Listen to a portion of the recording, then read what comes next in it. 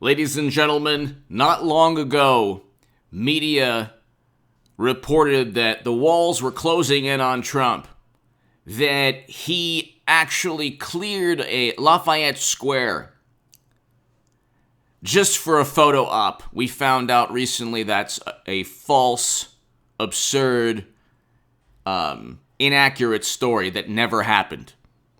Then we found out that then media reported Russian bounties before that, where, Trump ignored them, even though he was actually the president, to negotiate a deal to get us get Americans out of that country, which is one of the main reasons, the biggest reason I voted for President Trump, and the moral imperative when it came to voting for either of them. Trump was the only president to negotiate a deal to get Americans out, to reverse U.S. foreign policy. Well, that story collapsed.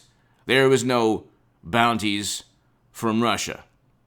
Okay. Interestingly enough, the same people who concerned themselves with that absurd story emanating from intelligence operatives were the same people who said, I'll just leave Americans there forever, and opposed Trump's withdrawal of Americans.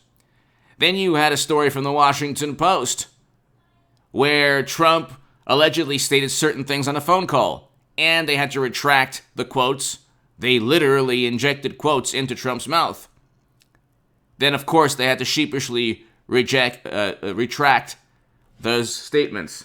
Then, of course, you had the Atlantic article. I can go, you have 2 hours, I can go through all the quote-unquote journalism that turned out to be completely bogus.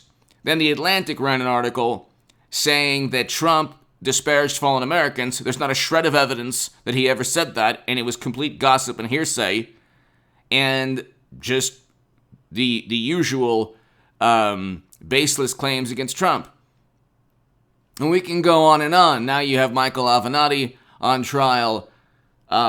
He was on cable, endlessly, along with Adam Schiff and others saying that Trump, with campaign finance violations and Stormy, he committed campaign finance. He broke campaign finance laws. That never happened. The FEC threw out that case. Then, of course, you had Trump working with Russia. Look, we can go on forever. 80%. MSNBC's ratings have tanked 80%. That's what you're here for this segment for, but that's, I can go on forever talking about all the stories that weren't accurate or completely just fabricated. The Steele dossier, of course, being the greatest example, which was purchased by Clinton and the DNC.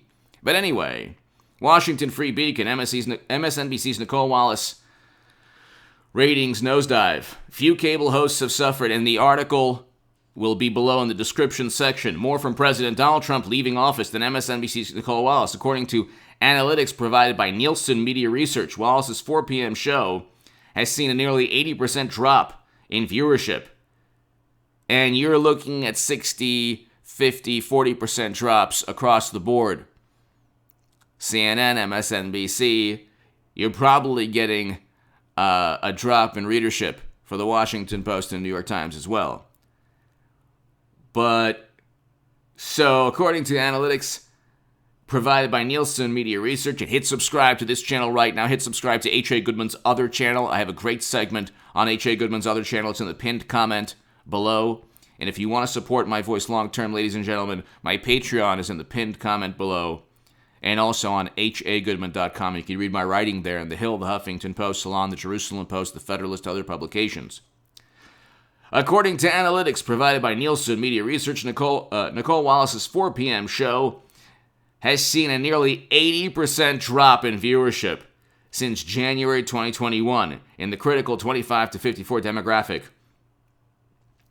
At the end of May, just 147,000 non-geriatrics above the age of 25 tuned into her 2-hour MSNBC program per day. 147,000.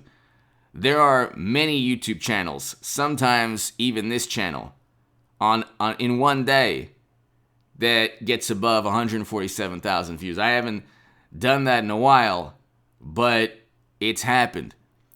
But there are channels that on a daily basis, Tim Pool averages more than 147,000 viewers in just one segment.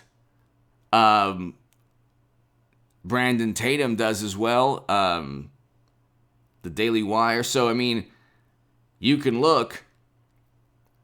Kwame Brown averages way more than that per segment. Way more than 147,000 viewers. And so that's MSNBC. That's a media conglomerate and giant, and their ratings have tanked because all they did for 4 years was pump out false, fake, bogus, irrational stories to get their morally superior base. See, everybody talks about Trump's base, but the morally superior base of Democrats, that's actually the most easily deceived base of viewers. You could say, Trump worked with Russia. We believe it. All the experts say. And then, oh, by the way, Trump was right about suspicions pertaining to the origins of something. I mean, the man has been proven right time and again on things that you couldn't talk about last year, but that you could talk about now. Rand Paul was proven right on a bunch of things. From that situation to, and both of them, Trump and Rand Paul and others, were proven right on Hunter Biden's emails. I mean,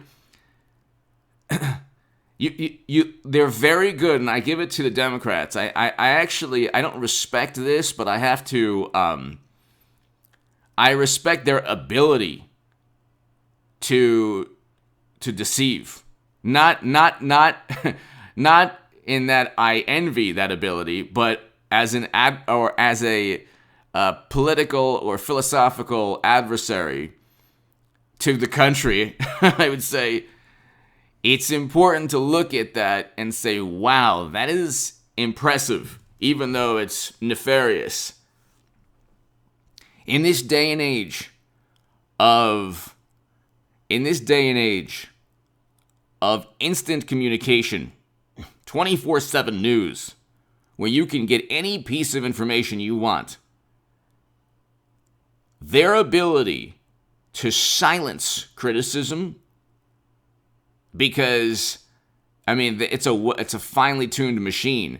You get media to complain about a specific topic, or you get certain activists or politicians to complain about a certain topic, and then social media giants then prevent people from discussing that topic, and then the average American doesn't get the full story, whether it's the president's son's emails or the origins of you-know-what, or a whole bunch of things. You get the New York Post's account suspended, and it was just an accident. Gee, how did that happen?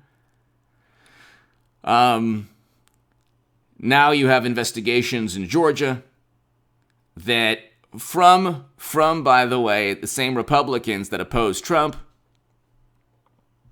I mean, things are coming around full circle. Biden wants to raise taxes. I'll get to that in a second. I'll get to that on H.A. Goodman's other channel.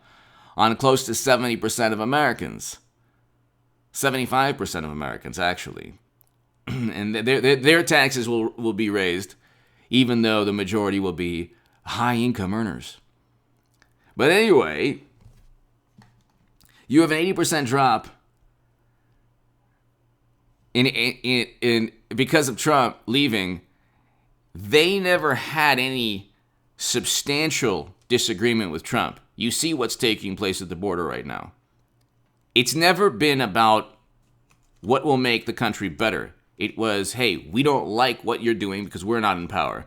But when we're in the Oval Office, when we're running Congress, can you name one transformative bill that's been passed through Congress since AOC has been elected or since Democrats have taken over the House in 2018? Not one. It is a giant racket with left-leaning pundits just funneling idealistic lefties back into the Democratic Party They get absolutely nothing from them except MSNBC. Give me your thoughts below. Their ratings have tanked 80%. Give me your thoughts. Thank you.